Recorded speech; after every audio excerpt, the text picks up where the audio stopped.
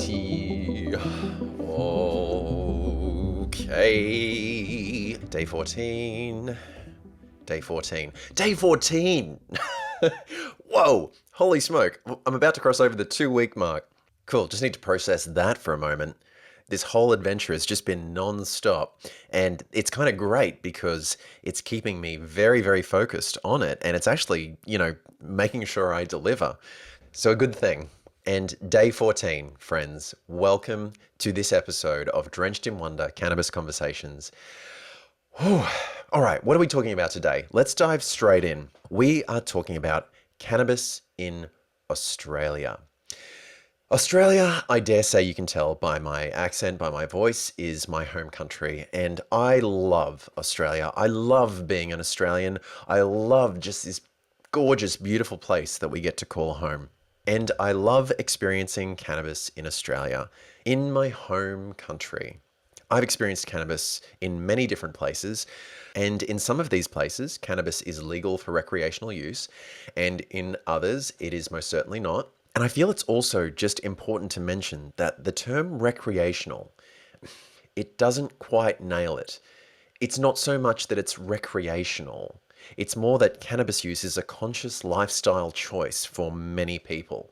And yes, of course, we can use it for recreation, but it doesn't cover the full scope of what it actually is. It's not quite as simple as medicinal use and recreational use, and that's all that there is. So the places where I have experienced legal cannabis and walking into a dispensary and experiencing that and talking to the bud tender, as they're called, behind the counter, and talking about different flavor profiles and talking about the different strains that could be used for certain things, the different strains that are ideal for creativity, the different strains that are ideal for helping to sleep or anxiety or, so many different things. There's just so much to it. And as someone who for quite a time purchased cannabis through the black market, which is kind of like, okay, you get what you can and fingers crossed it's decent.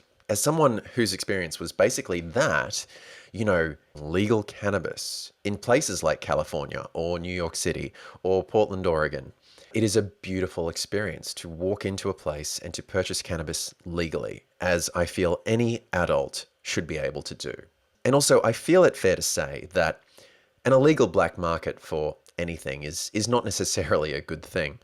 But in lieu of legalized, regulated cannabis, I'm grateful that the black market exists and has allowed me to experience cannabis.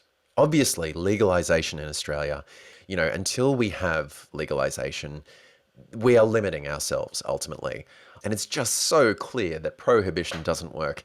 It's actually at this point, it's just nonsensical. The whole conversation as to, okay, alcohol's legalized, tobacco is legalized. It's like, really? We're still having this conversation? And I'm just so hopeful that in the not too distant future, this will just become a bizarre memory. Do you remember that time when cannabis was illegal? Oh yeah, that was weird and kind of messed up. And gosh, what that did and how that just stuffed everything up so much. Thank goodness we are past that time. These are the words that I'm really hoping we're going to be saying very shortly. And the thing is, there's so much information out there about how prevalent cannabis actually is. So many people use it, and so many more people, whether they use it or not, would be open and kind of supportive of it being legalized, if only to just give adults the opportunity to experience this if they wish. I'm just going to read you a quick quote that I have included in the book. It's from Carl Sagan, and he writes it in the final words of the Mr. X essay. I mentioned it previously, but I'm going to include the link here as well. He writes, "The illegality of cannabis is outrageous, an impediment to full utilization of a drug which helps produce the serenity and insight, sensitivity and fellowship so desperately needed in this increasingly mad and dangerous world." Whoa. Thank you, Carl. And is this quote not more relevant than ever? Now, I tell this story in the book about this conversation that I had with someone who works in the office of a political party here in Australia. And this political party, they're campaigning for legalization.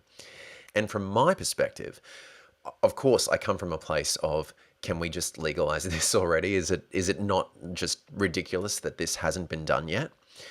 But he kind of pointed out to me, all right, that's all well and good, but it's not quite as simple as that. And there's obviously a big conversation around, okay, how does that actually happen? What if something does happen? Like, what if someone ingests a whole bunch of cannabis and then drives down the wrong side of the road? And all of these questions that scare politicians and scare people. He explained to me that that is a big factor. And there are numerous other factors, of course, and I write about it in the book. But what I realized through talking to him is that, wow, okay, like, let's just separate the whole kind of question as to whether cannabis is good or not, like whether it really should or shouldn't be legal. There's then the whole political world and just the game of politics that's standing in the way as well.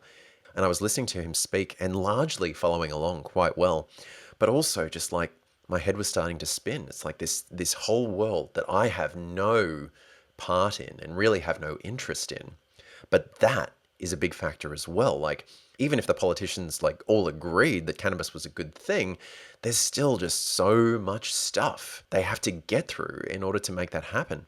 And it gave me kind of a new like appreciation, but also this kind of level of despair around the whole thing. And just like, oh gosh, maybe it's further away than I thought it was.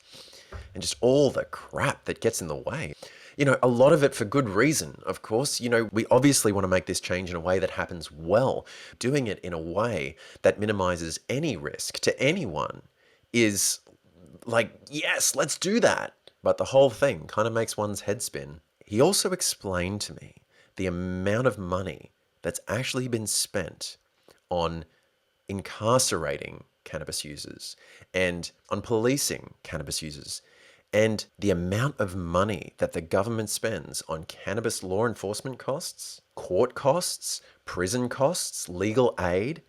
This is an astronomical amount of money. It's in the billions. And for anyone who's curious, I'm going to put a link in the show notes of this episode, because my mind, of course, goes to, well, what else can we do with that money? Surely something better than policing people for having and using this natural plant.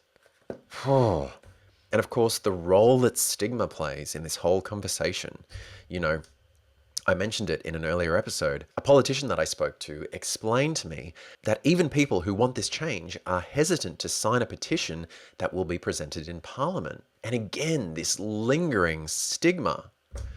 The world slowly is catching up. And in many places throughout the world, cannabis is just a normal part of the conversation. Cannabis is a normal part of daily life for so many people. To think that once upon a time alcohol was prohibited, and none of us have like directly experienced that. But if we just imagine that for a second, you're not allowed to have a drink. Sorry. It's like, what? Thank you, but no. We're grown adults. I'll have a drink if I want. And does prohibition actually stop anyone? No. Well, it certainly hasn't stopped me, and it won't, regardless of legal status. Cannabis is everywhere. And so long as it is seen through this lens of stigma, which is only being made worse by its status as an illegal substance, we're doing all of us a grave disservice here. I've spoken about the dark experience that I've had on cannabis, and I believe wholeheartedly that that would not have happened had I had more education. This episode didn't originally start out to be like a campaign for legalization. It's not what I set out to do. But how can we really just open the door to meaningful conversation and like destigmatized education until that happens? And this is such a big part of why I'm just having this conversation, why I've written this book.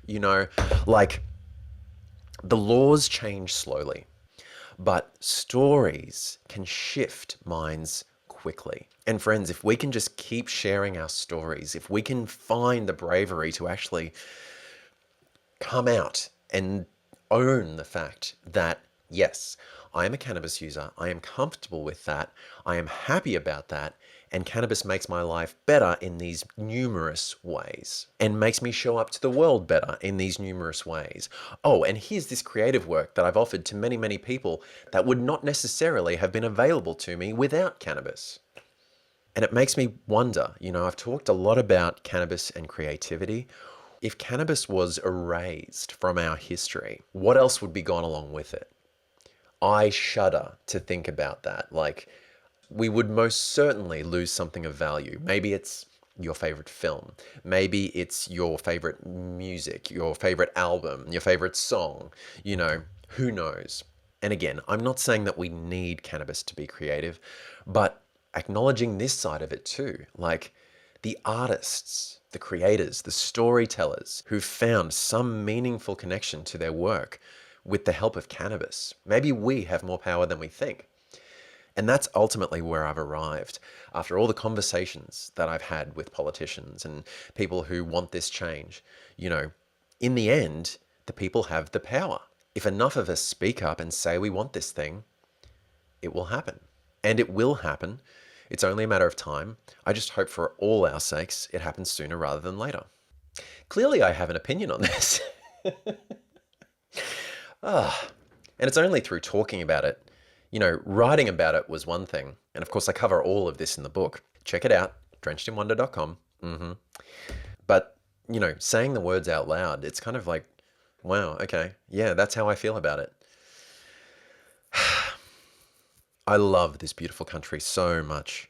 And Australia, as a place that grows things really well, seems like a obvious, ideal spot for cannabis to be embraced and just utilized in such a beautiful way. And there's a whole separate side to the conversation around hemp, which is cannabis, but also this tremendous plant, this tremendous fiber, which grows faster than cotton does. But even hemp is caught up in the stigma. Friends, I'm going to wrap up this episode because I could just keep talking. But some final thoughts to summarize. Cannabis doesn't belong in the shadows, and it has been in the shadows for far too long.